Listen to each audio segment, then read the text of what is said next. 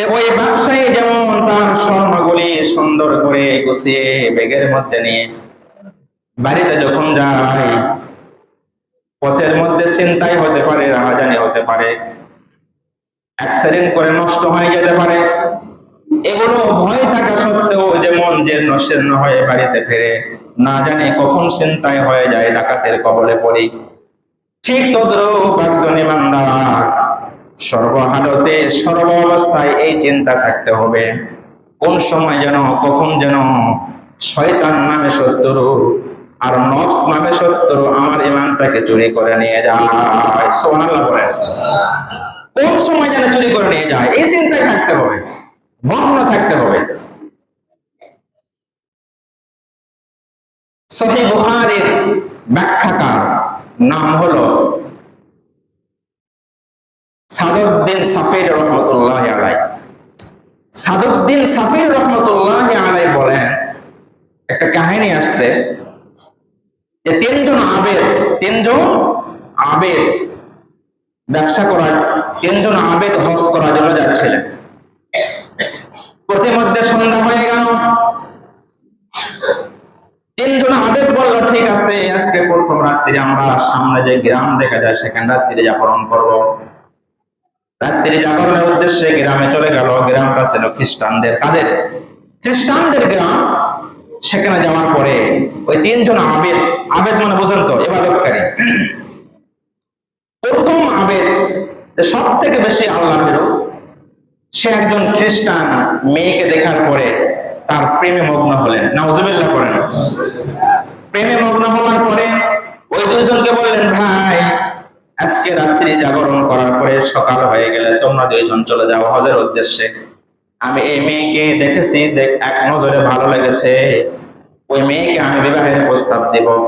যদি মেয়ে মুসলমান হয় ওই মেয়েকে নিয়ে আমি হজের উদ্দেশ্যে যাব, আর যদি মুসলমান না হয় পরবর্তী সিদ্ধান্ত আমি সেই স্পটে করবো। নাউজুবিল্লাহ করেন।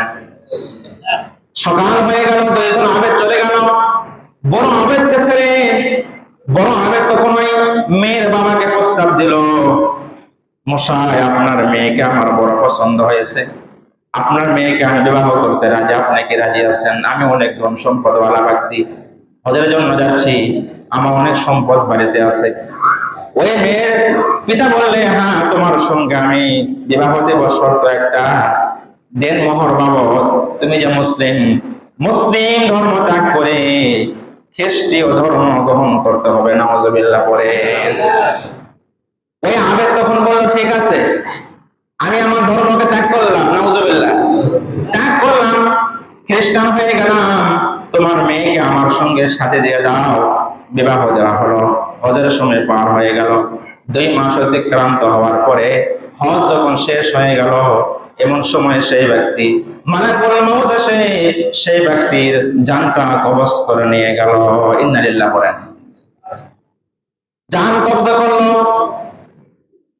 সেই ব্যক্তি তো খ্রিস্টান হয়ে গেছে, তার কবর দিল খ্রিস্টানদের যেখানে কবর, সেখানে কবর দেওয়া হলো, পুঁতে রাখা হলো। হজ শেষ। হজ থেকে আসার সময় দুইজন বন্ধু বলল, ঠিক আছে চলো, আমাদের সাথী ভাইরাকে আমরা ছেড়ে গেলাম, এই গ্রামের মধ্যে তার খোঁজ খবর নেই, তার কি অবস্থা। গ্রামে যাওয়ার পরে বলা হলো, আমার বন্ধুর কি অবস্থা? তারা বলল, তোমার বন্ধু আমার মেয়েকে বিবাহ করার পরে 2 মাস ঘর সংসার করার পরে মারা গিয়েছে, তার দাফন কাফন করেছে ওই যে আমাদের কবরস্থানে। সেখানে গেল, যাওয়ার পরে সেখানে দেখলো একজন সুন্দর রমণী তার স্ত্রী যাকে বিবাহ করেছিল সে তার কবর ধরে কান্না করতেছে। দুইজন আবেদ গিয়ে বলল, ও রমণী তুমি কে? বলল, আমি তার স্ত্রী। তোমার স্বামীর কি হয়েছিল? বলে, অসুস্থ হয়েছিল। তারা কেঁদতে শুরু করলেন, কান্না শুরু করলেন। এক সময় বললেন, খোদার কসম লাগে, তোমার স্বামী এত ইবাদত বন্দেগী করতো, তোমার স্বামীর সাথে আমরা কোনোদিন ইবাদত বন্দেগী করতে পারি নাই, কিন্তু আল্লাহর কি লীলা, আল্লাহর কি খেলা। আমরা ছোট আবেদ, আমরা ইবাদত করতে করতে হাজী সাহেব হয়ে হজ করে বাড়িতে ফেললাম, আর আমাদের সহপাঠী আমাদের ধর্ম ত্যাগ করে মিথ্যা ধর্ম খ্রিস্টীয় ধর্ম গ্রহণ করে তাদের কবরস্থানে শেষ হয়ে আছে। নাউজুবিল্লাহ বলেন। ওই রমণী কাহিনী শোনার পরে বলল, ভাই দোহাই লাগে, আমি আমার স্বামীর থেকে তোমাদের ধর্মের অনেক গুণগান শুনেছি, আমাকে কলেমা পড়ে মুসলমান তৈরি করে নাও, সুবহানাল্লাহ পড়েন।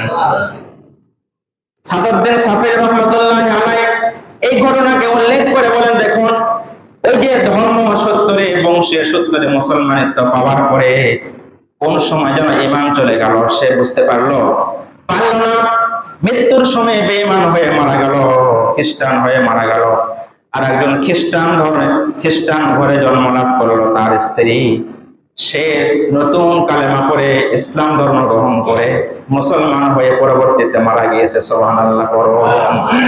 তার মানে হলো আপনি মুসলমান আছেন, তো কোন সময় যেন আপনার কি হয়ে যায়, ঈমানটুকু চলে যায়, বলাই মুশকিল। এজন্য সর্বহালতে আমাদেরকে কি থাকতে হবে, সজাগ থাকতে হবে, কোন অবস্থাতেই যেন আমাদের দ্বারা শিরিক না হয়, কি না হয়, শিরিক না হয়।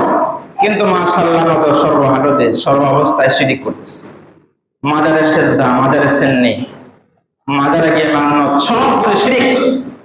সবগুলো কি বড় শিরিক, ছোট শিরিক না, শিরিক আসগর, শিরিক সগীর, শিরিক কাবীর, প্রকারভেদ। সব থেকে বড় শিরিক হলো আল্লাহ তাআলা ব্যতীত অন্য কারো কাছে চাওয়া, অন্য কারো কাছে গিয়ে চাওয়া, চাই সেটা মাজারে হোক, চাই সেটা দরগায় হোক, চাই সেটা খাজা বাবার পায়ে হোক, চাই সেটা ইমাম সাহেবের পায়ে হোক, চাই সেটা পীর সাহেবের পায়ে হোক, কোথাও যাওয়া যাবে না। চাওয়া যাবে কার কাছে বলুন, একমাত্র আল্লাহ। তাহলে আমাদেরকে কি করতে হবে, ঈমান নিয়ে সজাগ থাকতে হবে, ঈমান নিয়ে সজাগ থাকতে হবে। এজন্য আল্লাহ তাআলা সূরা আনআমের মধ্যে বলেছেন, ইয়া আইয়ুহাল্লাযীনা আমানু আমিনু বিল্লাহি ওয়া রাসূলিহি ওয়াল কিতাবিল্লাযী নাযালা আলা রাসূলিহি ওয়াল কিতাবিল্লাযী আনজালা মিন ক্বাবল। তোমরা সর্বদাই সর্বভারতে আমার উপরে মানানো, আমার পরে আমার পাঠানো প্রেরিত রাসূলগণদের প্রতি মানানো, তারপরে কিতাব সমূহের প্রতি মানানো, তারপরে মালায়েক ফেরেশতাদের উপরে ঈমান আনো, তারপরে তোমার ভাগ্যের উপরে মানানো, তারপরে তোমাকে আবার জীবিত করা হবে এর প্রতি মানানো, তারপরে তোমাকে হাসর নাসরের দিন তোমাকে আবার বিচার করা হবে এর প্রতি মানানো। মোট কয়টা হলো, 7টা। মোট 7টা বিষয় তোমাদেরকে দিলাম।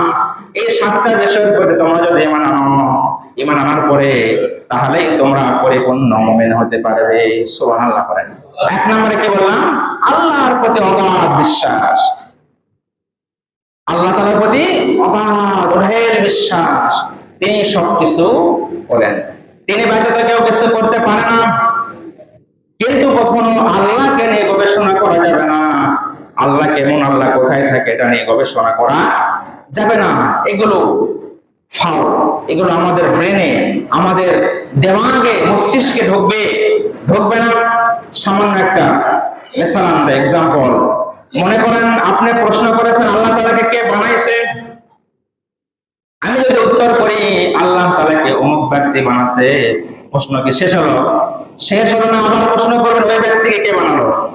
আমি যদি বলি ওই ব্যক্তিকে অমুক বানাইছে, প্রশ্ন শেষ না, শেষ হবে না, আবার প্রশ্ন করবেন তাকে কে বানালো, আবার উত্তর দিলাম তাকে সে বানাছে, প্রশ্ন শেষ হবে না। তার মানে হলো কিয়ামত সংঘটিত হবে, আপনি প্রশ্ন করবেন আর আমি প্রশ্নের উত্তর দেব, সময় শেষ হয়ে যাবে, উত্তর কোনোদিন শেষ হবে না। তার মানে হলো আল্লাহ কি, তিনি অনন্তকাল থেকে আছেন, অনন্তকাল থাকবেন। আপনি প্রশ্ন করলেন পৃথিবী বানানোর আগে কি বানাইছে, আমি উত্তর দিলাম পৃথিবী বানানোর আগে ফেরেশতা কুল বানাইছে, মালায়েক বানাইছে, মালায়েক বানানোর আগে কি বানাইছে। আবার প্রশ্ন করলেন, আবার উত্তর দিলাম, উত্তর প্রশ্ন শেষ হবে, পর্ব কখনো শেষ হবে না। তার মানে হলো আল্লাহ তাআলা পৃথিবীর আগে ফেরেশতা বানাইছে, ফেরেশতার আগে কি বানাইছে, কতটুকু যাওয়া আমাদের মেধাতে আর নাই, আমরা কোরআন হাদিসে কোথাও পাই না। মালায়েকের পূর্বে আল্লাহ তাআলা কি বানাইছে, কি করেছে। এই জন্য আল্লাহকে নিয়ে গবেষণা করা নিষেধ, আমাদেরকে গবেষণা করতে হবে আল্লাহ তাআলার সৃষ্টি নিয়ে, আল্লাহ তাআলা মাখলুক নিয়ে।